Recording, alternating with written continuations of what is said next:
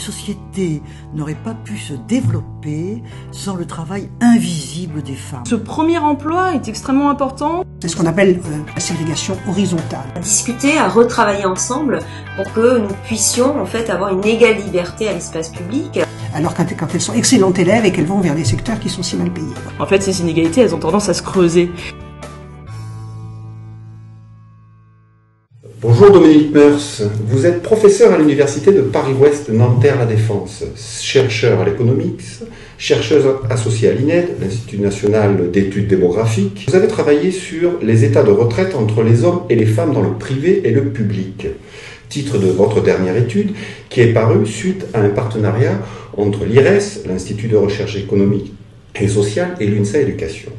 Quels sont, selon vous, les écarts de pension entre les hommes et les femmes? Les écarts de pension entre les hommes et les femmes, c'est une question à la fois simple et compliquée, comme quand il s'agit toujours d'écarts de pension ou de retraite ou de salaire entre les femmes et les hommes.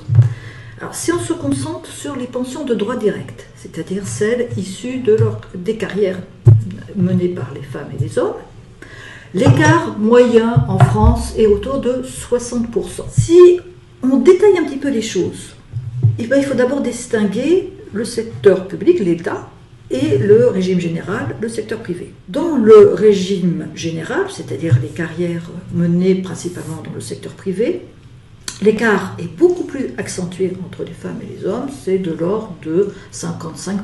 Les retraites des femmes sont en moyenne la moitié, un peu plus de la moitié de celles des hommes. Si on regarde la fonction publique, et en prenant la fonction publique d'État, les écarts existeront, mais seront beaucoup moins marqués. La retraite moyenne des femmes dans la fonction publique est de l'ordre de 80% de celle des fonctionnaires retraités. Si on regarde maintenant la fonction publique territoriale et la fonction publique hospitalière, là on va avoir un écart intermédiaire de l'ordre de 70-75%.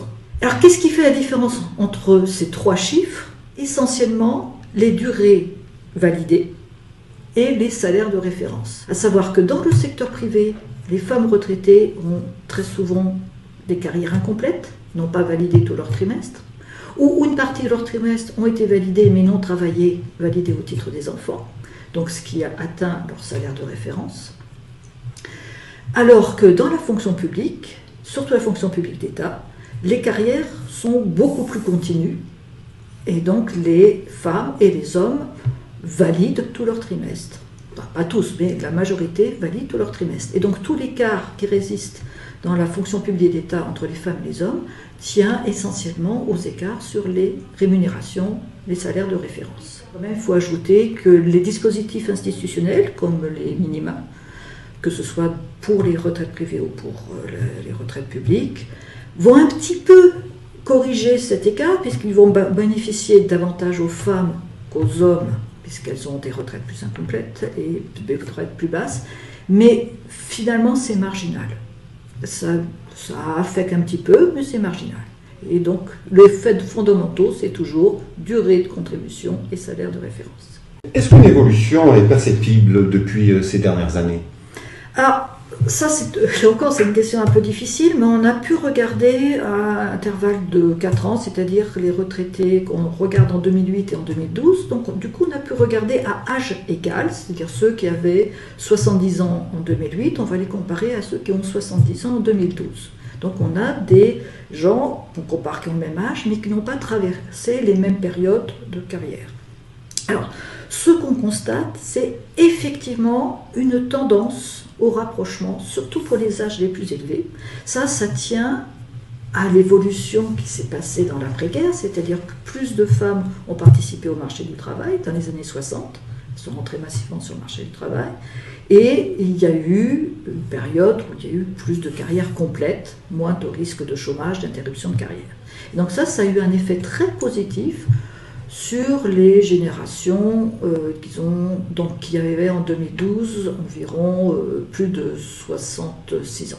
Mais c'est quand même un effet pas extraordinaire, c'est-à-dire ça s'est un peu rapproché. Pourquoi? Parce que dans le même temps, les hommes ont aussi progressé en termes de salaire de référence, et donc en durée également, et donc eux aussi ont des retraites qui sont meilleures que les générations antérieures.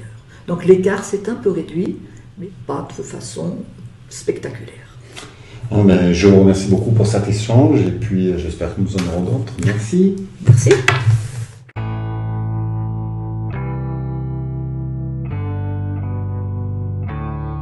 Retrouvez toutes nos vidéos sur notre page Facebook UNSA Éduc Secteur Société ou sur notre chaîne YouTube UNSA Éducation.